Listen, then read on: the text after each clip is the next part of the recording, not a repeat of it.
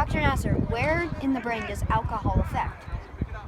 Alcohol can affect many areas in the brain. It can affect the frontal lobes, it can affect the equilibrium centers, it can affect the medulla oblongata where respiration and the heart is controlled. It can affect the equilibrium centers in the inner ear.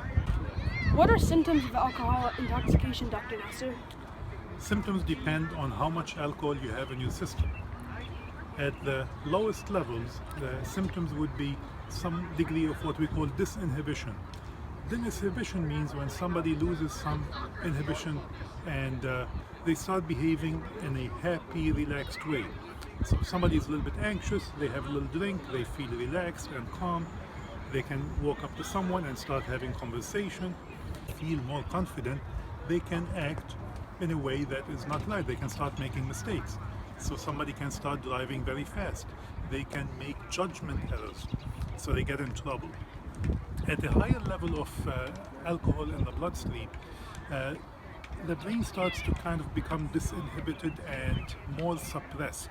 So people become drowsy, the equilibrium centers get affected, so people become unsteady and uncoordinated, and the inner ears start getting affected, so there's imbalance of the fluid in the inner ear, and people start getting vertigo. It's that sense of spinning when you turn around, and then people can have difficulty keeping breathing, and the heart rate slows down, and they go into a deep coma. Then they start vomiting, and they swallow that, goes into the lung, and guess what happens?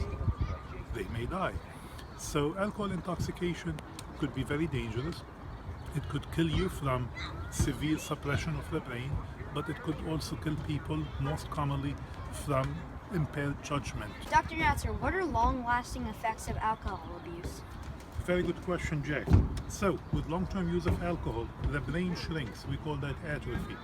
Along with that, memory goes. So people become demented earlier. The equilibrium center, the cerebellum, shrinks. So people become unsteady. The way they're drunk and unsteady, they become unsteady on a regular day-to-day basis. Coordination becomes impaired.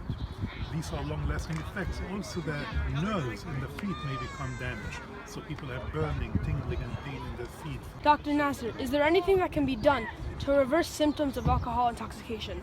Oh, unfortunately, Paul, once the damage is done, there's not a whole lot you can do.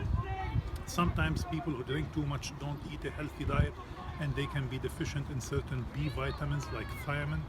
And if that's a confounding problem, you can give them some thiamine in the vein and make them function better. But for the most part, once the brain has shrunken, the cerebellum has shrunken, the damage is done, it's too late. So the best thing you can do is don't drink excessively in the first place. Tiny bit in moderation every now and then is not too bad, but definitely too much of it is too bad, and once the damage is done, it's too late. Is there anywhere else alcohol affects in the body? Good question. Unfortunately, yes. I don't have a model for the liver, but the liver is an organ that is severely damaged by alcohol consumption. Once the liver is damaged, it stops making these essential factors that control bleeding. So people who have liver damage can bleed very easily and die from that. Also, the pressure becomes very high in the liver, and that causes abnormal blood vessels to form, and people can start having hemorrhages or bleeding inside the intestinal tract. Again, a very dangerous situation, especially when bleeding cannot stop because the liver is not working properly. So it's a complex cascade of events that could be catastrophic.